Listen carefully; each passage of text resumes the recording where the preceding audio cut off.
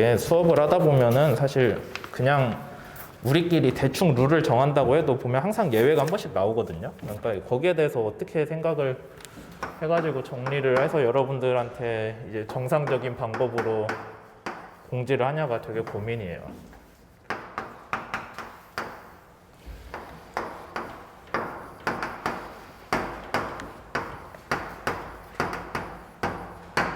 뭐 대표적인 예로 수업 시간에 먹을 거 들고 와서 먹으면 되겠어요, 안 되겠어요?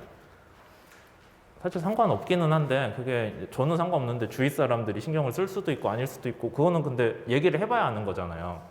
그렇잖아. 그냥 누가 와서 먹을 거 얌얌 먹는다고 너는 여기서 뭐 하는 짓이야 나가 그럴 수는 없잖아요. 왜냐하면 애초에 우리가 강의 시작할 때 거기에 대한 규정을 얘기하지 않았잖아요. 그런 문제들이 사소하게는 그런 문제들도 있는 거고 뭐 이제 그런 거죠. 옛날엔 그런 얘기도 있었어요. 대학교에서 수업 듣는데 누가 쓰리빠 신고 들어오냐고. 지금은 상상도 못할 일이지.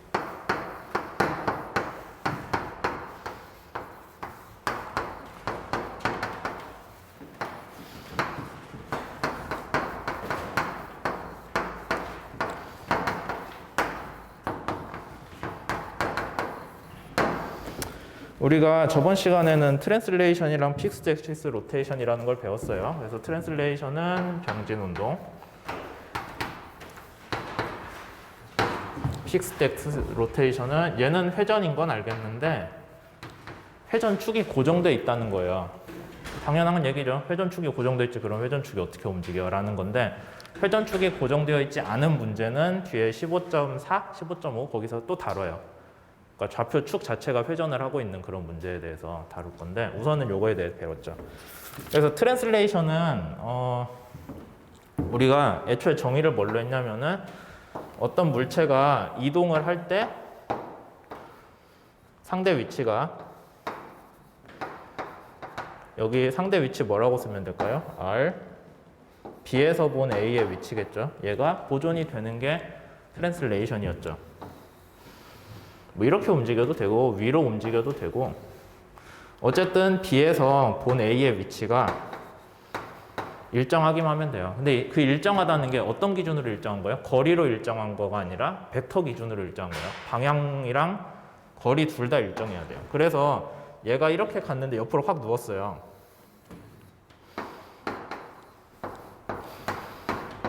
얘는 지금 상대 위치가 일정한 거예요? 그게 아니게 돼요. 왜냐면은 거리는 같다고 하더라도 방향이 달라졌잖아요. 그래서 얘는 위치가 바뀌었다라는 거죠. 이해되세요? 여기? 그러면 처음에서 나중까지 갔을 때 A, B의 변화량이 있겠죠. 벡터 A, B에 얘가 여기에서 여기로 이동했을 때랑 여기에서 여기로 이동했을 때 벡터 R, A, B가 달라지잖아요. 그러겠죠? 그럼 얘는 처음 벡터에서 나중 벡터를 뺐다고 합시다. 얘는 표시를 어떻게 하냐? 얘는 첫 번째 위치, 두 번째 위치라고 합시다. 여기가 첫 번째 위치고요. 여기가 두 번째 위치예요. 얘든 간에. 그럼 이렇게 될 거고. 그럼 우리가 V는 B에서 본 A의 상대 속도겠죠. B에서 A가 본 상대 속도는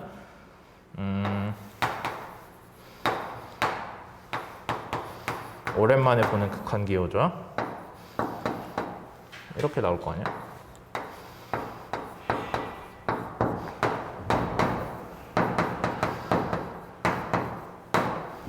아, 1에서 2가 아니지. 변화량이니까 2에서 1이 맞네요. 이런 식으로 쓸 수 있겠죠? 속도. 상대 속도잖아요. 어떤 시간에 따른 상대 속도의 변화량. 그렇게 돼 있는데 첫 번째 케이스 얘가 그대로 이 방향까지 유지한 상태로 이렇게 움직였을 경우에는 RAB가 변했어요? 안 변했잖아. 얘가 여기에서 그대로 이렇게 움직였다니까요. AB 벡터 그대로 유지하면서 방향까지 유지하면서 그러면은 위에 있는 케이스는 얘가 얼마가 된다? 0이 되겠죠. 왜냐하면 둘이 안 바뀌었으니까. 근데 아래쪽 건 어떻게 돼 있어요? 시간에 따라서 벡터 RAB가 방향이 바뀌었잖아요. 길이는 안 변했을 거예요. 리지드 바디이기 때문에 그 안에 있는 질점 간의 거리는 변할 수가 없어요. 얘가 변형이 없어서. 근데 얘가 이렇게 옆으로 누웠죠. 그런 운동이 있었기 때문에 얘가 0이 아니더라 라는 거예요. 그래서 VAB가 0인 경우가 우리가 얘기하는 병진 운동이 되는 거고, 그렇지 않은 경우, VAB가 0이 아닌 경우라면은 걔는 뭐가 된다? 우리가 회전 운동으로 생각을 할 수가 있는데, 그 회전 운동 중에서 하필이면 어떤 것만 우리가 따지겠냐? 축에 우리가 어떤 축을 확실히 정해 놓는 거예요. 그냥 얘가 봤을 때 여기에서 여기로 움직였으니까 얘가 회전을 했겠지, 그렇게 속편하게 얘기하는 게 아니라, 네가 회전을 했으면 어디를 기준으로 회전을 했겠냐? 어디를 기준으로? 어떤 고정된 점을 기준으로 회전을 했겠니? 라고 물어보는 게 15장에서 15.1에서 기본적으로 다루던 얘기고요. 그 다음에 여러분들이 혹시 기억 안 날까 봐, 그런 회전 운동을 하고 있을 때 우리가 어떤 식을 쓸 수 있냐면은 요 식을 써가지고 풀 수가 있었다라는 것까지 있었죠. 그냥 식 몇 가지만 리뷰할게요. 그 다음에 시간에 따른 속도의 변화량은 우리가 알고 있는 가속도인데, 얘도 여기에 대해서 미분을 해줘야겠죠.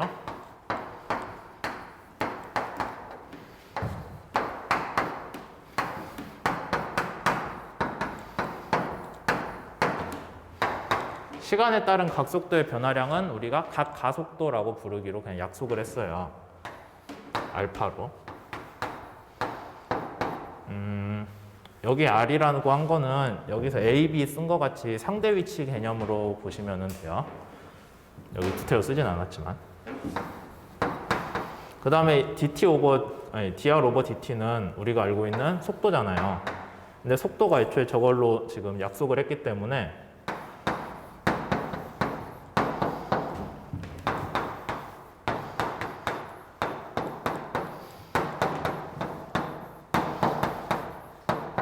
이렇게 나옵니다.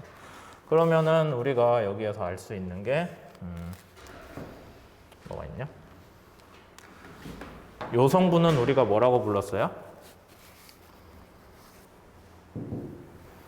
기억 안 나? 탄젠셜.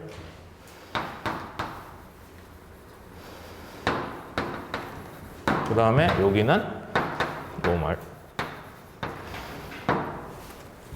운동 성분, 가속도 성분으로 나온다라고 했었죠. 조금 더 그림 그리면서 설명을 해볼게요. 지우개를 여기다 놓을게요.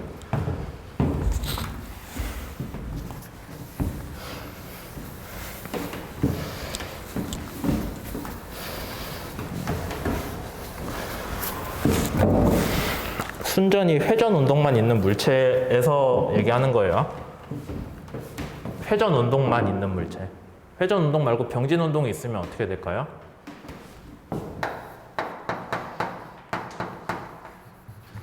병진 운동 속도 더하기 회전 운동 속도가 될 거고, 병진 운동 속도 더하기 이렇게 되는 거예요. 그러니까 어떤 운동이 회전이랑 병진이 둘 다 있으면은 병진 따로 회전 따로 생각을 해줘야 되는 건 당연한 거예요. 근데 그 회전 성분이 이렇게 나온다라는 거지, 아무 운동이나 덮어놓고 다 이렇게 표현을 해도 된다라는 거는 절대 아니에요. 그 점에서 헷갈리지 마시고, 그 다음에 이제 설명을 할 게 왜 탄젠셜 노멀 방향으로 나오는지를 얘기를 할 거거든요. 어떤 물체가 있고요. 점 B를 기준으로 얘기합시다. 점 B를 기준으로 회전을 해요. 이 벡터는 우리가 A에서 본 B의 위치니까 이렇게 쓰는 게 맞겠죠. 이해되죠? 그 다음에 얘는 오메가. 오메가의 회전 방향이 이렇게 돌고 있으니까 회전축은 칠판에서 튀어나오는 방향이겠죠. 몇 번 수업했냐? 10분도 안 됐구나. 이런 식으로 돼 있는데, 얘가 회전을 합니다. 회전을 했을 때 얘를 기준으로 회전하니까 A의 회전으로 인한 운동 속도는 어느 방향이겠어요? 이렇게 돌잖아. 그러면은 둘이 수직이죠? 맞아요? 이렇게. 아니야? 허허, 이거.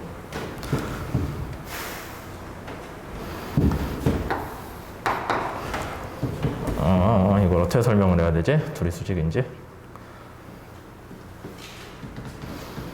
자, 제가 풀어드리진 않을 텐데 어떻게 구하는지만 설명을 할게요. 집에 가서 한번 해보세요. 두 벡터가 수직이면은 어떤 특징을 갖냐면은 서로 내적을 하면은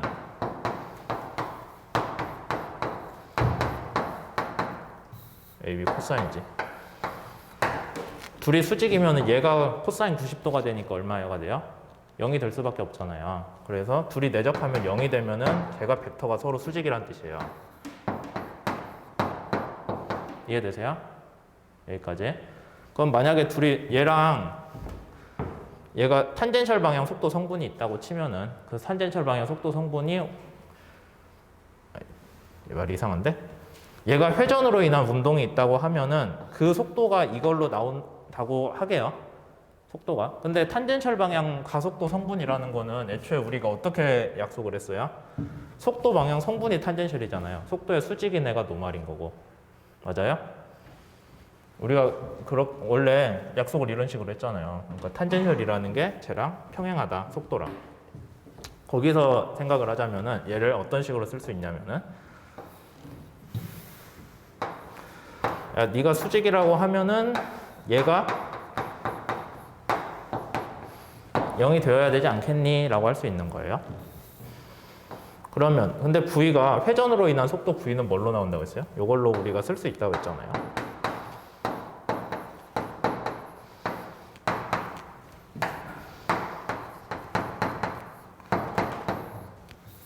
어이씨 미안. 이거 크로스 프로덕트 하면 안 되지. 둘이 다 프로덕트를 해야 0이니까. 얘는 0이고 이렇게 되나요? 이해되세요? 여기까지? 보면은 얘가 얼마가 되는지를 보면 좋겠네요. 그럼 2차원 평면상에서는 아니면 뭐 원한다면 3차원 해도 상관없어요. 얘는 어떻게 나올까요? 오메가는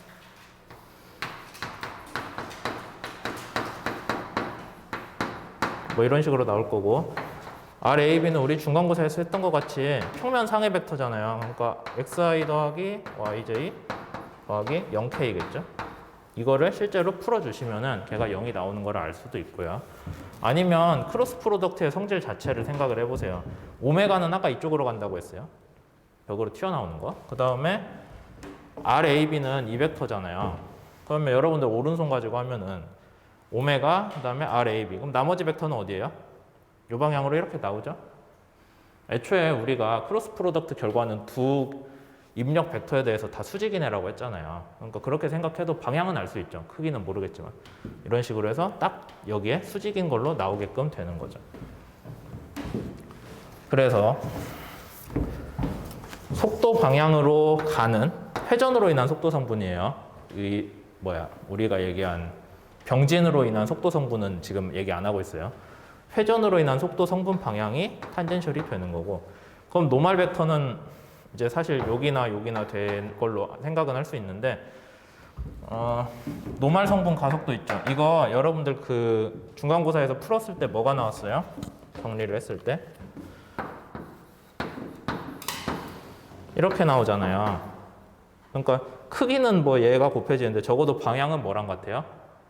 R 벡터에 마이너스를 단 거랑 같죠. 그러니까 노말 가속도는 어디로 나와요?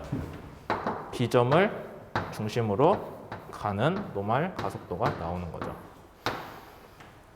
그래서 회전 운동에서 탄젠셜이랑 접선이랑 법선 방향 성분에 대해서 얘가 회전 중심을 기준으로 거기를 향하는 게 노말 방향, 그 다음에 거기에 수직으로 가고 있는 방향이 그 탄젠셜 방향이구나라는 것까지 여러분들이 알 수가 있죠.